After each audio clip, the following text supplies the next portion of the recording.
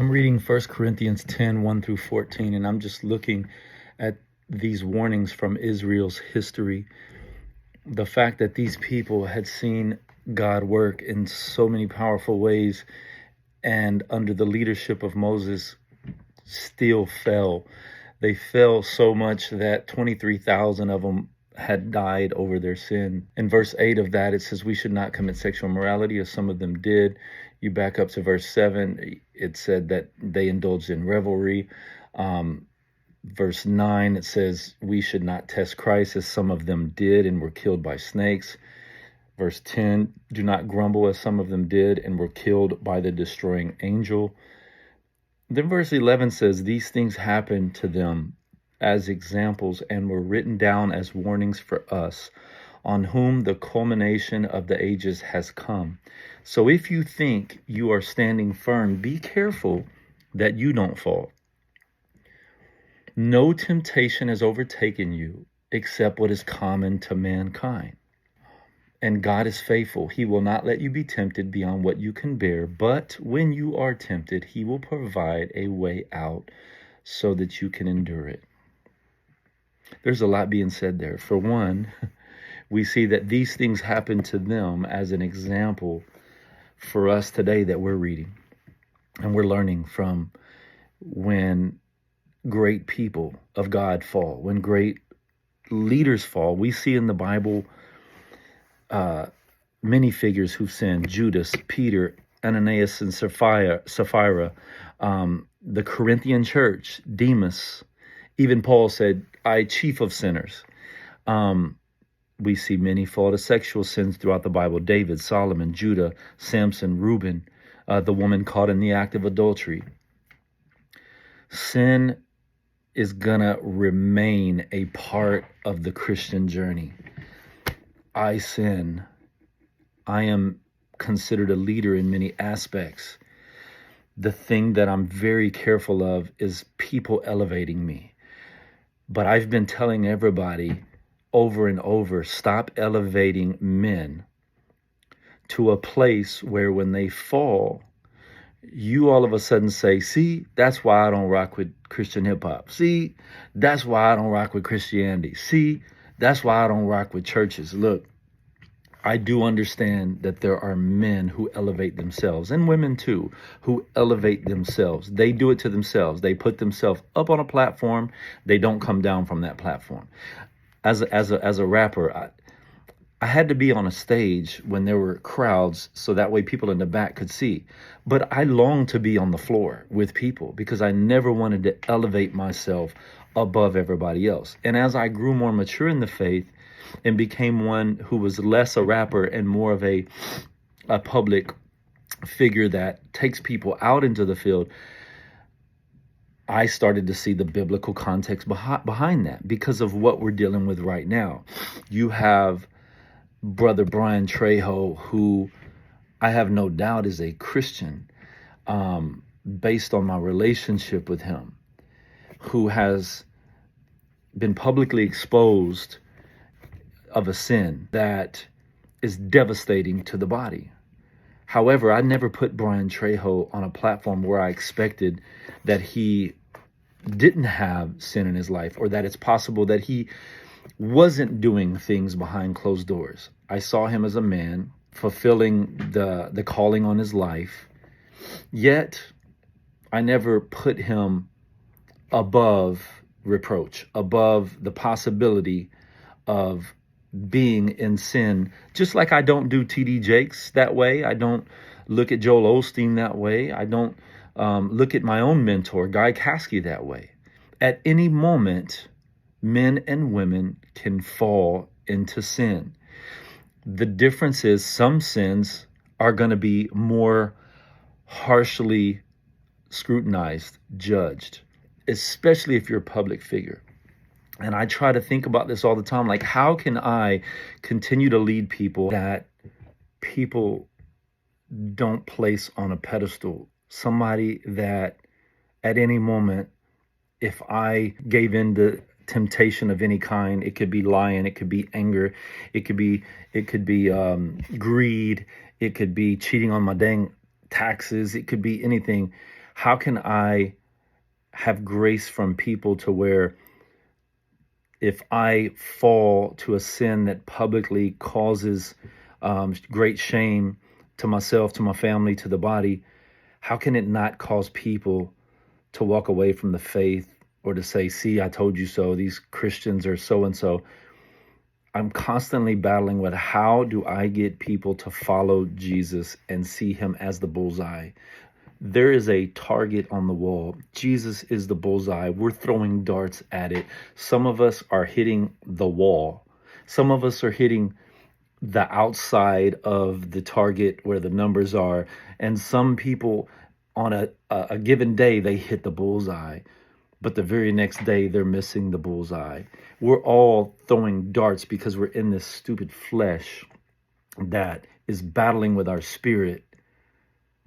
And because of the flesh versus the spirit, and Paul talks about this, his flesh wanted to do what was contrary to his spirit. Look, leaders aren't exempt from that. Stop placing leaders on a pedestal. Leaders, stop putting yourself on a pedestal. I try my best to not judge publicly certain sins. I try my best to not come down on people, for smoking weed or for, saying, I got so many dudes around me that are like, man, I'll beat that fool up. And I'm like, that's sin. You're going to give in to anger and you're going to sin. That's just as bad.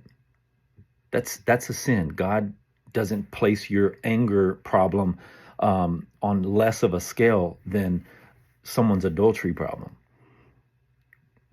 In other words, all of you, including myself, are in a battle against this flesh that will one day be done away with once we get our resurrected bodies. But until then, be careful lest you be tempted. I am one who have been a victim of adultery, right?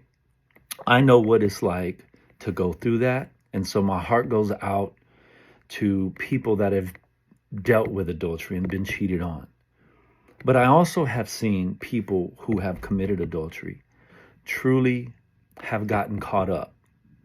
And who's ultimately the one that gets them caught up? It's the evil one. It's Satan. Yes, our own fleshly desires are constantly tugging at us. And then we make a conscious choice to go and indulge in that sin. But this is the battle of every man. This is our battle. It's every man's battle. We're constantly trying to overcome sexual temptation. It is all around every man. I don't know one pastor, unless he's a gay man, that isn't struggling with the lust of the flesh. I've never met one. I've never discipled one man that doesn't have to fight his flesh. And very few can overcome pornography, especially if you're on social media, because you're going to see it whether you like it or not. Heck, Temu runs ads. Sheen runs ads that are drawing you in with lust. We can't escape it.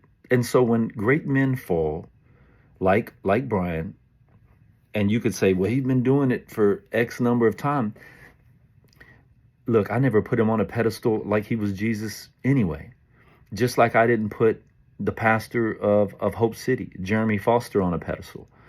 Just like you shouldn't put any of these pastors or any great leaders. Y'all have to be very careful that you are not following man and that you are following Jesus. We need to get back to Jesus getting the glory. Rappers are going to rap. Preachers are going to preach. Motivational speakers are going to motivate. Shepherds are going to shepherd. Prophets are going to prophesy. Apostles are going to plant new churches and ministries. Evangelists are going to share. Teachers are going to teach. What are you going to do? That's what I want to know. Are you looking for the next big fall of a man so that you can point the finger? Or are you going to have a direct relationship with Jesus that causes you to do something? Because technically, many of us are in sin when we aren't obeying the Great Commission, going, sharing the good news with others. You're disobedient. That is a command of Christ. You are a disobedient child that is sinning by withdrawing yourself from sharing the good news of Jesus Christ. Do you get grace? Yes. Make sure you give grace to people when they're going through their battles, when they're exposed of their sin. Now, when I think of the family that's impacted by this, I know I've been through it. I speak from experience. I've been impacted by this. This too shall pass. I know it hurts. I know that it's difficult. I know that you get angry. However, you can be healed. I am an example. You can be healed. You can be restored. Sometimes it means you stay with the person. Sometimes it means you won't.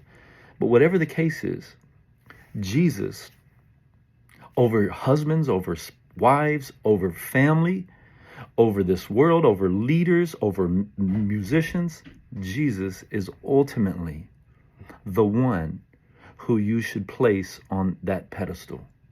And when great people fall, be willing to be gracious, be willing to pray for them, because God is universally gracious to all of us, and we need grace daily. Give grace to the Trejo family. Allow them to get through this. Pray for them. But don't get on here acting like you are without sin. Don't start drawing up some story in your mind that this man is evil. We've seen the fruits of this man, and we look in the Bible and we see what many of them did.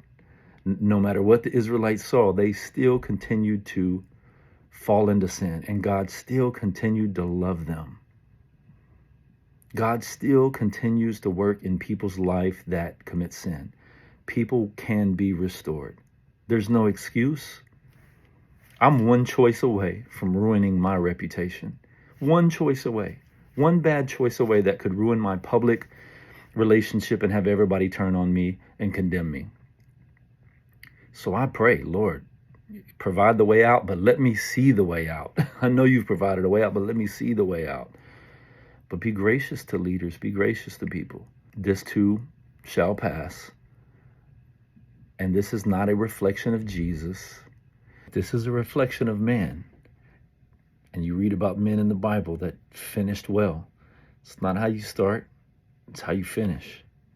I'm praying that Bryann Trejo finishes, but I want to just continue to remind y'all, before you get on your high horse, before all the speakers come out with their condemnation and their piety and their arrogance and their cockiness, just be careful lest you be tempted. And you know that if your sin was made public, there's no doubt that it would ruin your reputation and people would come after you. So be careful lest you be judged. You might have a 2x4 sticking out of your eye. I don't want to be the one with a 2x4 in my eye, pointing out the splinter in someone else's. Now, there's a danger of pride and hypocrisy, because there are many leaders who are hiding sin and acting like they don't have it. And for those men, this is an opportunity, men and women, this is an opportunity for them to learn just how vulnerable and weak we are in this flesh. If you're a man or woman that's a leader, get off that pedestal. Humble yourself. Get down with people where they're at. Spend time. You know, Jesus walked amongst the lowly in spirit. So spend time amongst the lowly in spirit. Get off of that social media every now and then and spend some time with real people who are going through real things. Listen to people as they struggle with their sin. Be vulnerable enough to admit that you don't have it all together. You ain't perfect. We could start having a sin confession publicly and we'd all have something to say. Unfortunately, you're always going to have men in the body that think they're the stuff. And they're going to raise themselves up on a pedestal so high that when they fall, it's a long way down. And it hurts a lot of people.